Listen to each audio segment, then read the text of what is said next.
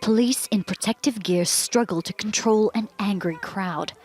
These Shanghai residents are protesting against being pulled from their homes. Their apartment blocks are being turned into temporary quarantine centres. Some are kneeling on the ground, begging the police not to take them away. This city of more than 25 million people has been brought to its knees by the worst coronavirus outbreak China's faced since the beginning of the pandemic. 300,000 infections have been recorded since March. A lockdown, which was supposed to last a few days, is now stretching into its third week, with no end in sight. The once bustling commercial centre is now quiet and empty. With most of the city's population forced to stay home, supply chains are frozen. Many say they're going hungry or lack necessities. Grape Chen has appealed for help online to get access to urgent heart medications for her father.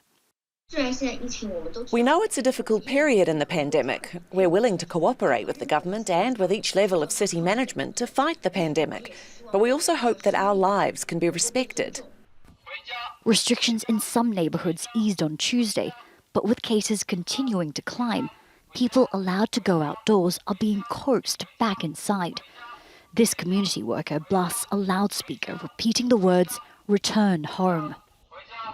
Those who test positive are sent to makeshift hospitals. Conditions inside some appear bleak and crowded. Authorities say they released thousands of recovered patients this week, but thousands more remain in quarantine. Beijing has mobilized other provinces to help get more fresh food and other necessities to Shanghai. The situation in Shanghai is seen as a disastrous failure of China's strict zero COVID-19 policy, but authorities are sticking to it. Despite growing calls to change this approach, President Xi Jinping has called on the country to strengthen restrictions in order to win the battle against the virus. Katrina Yu, Al Jazeera, Beijing.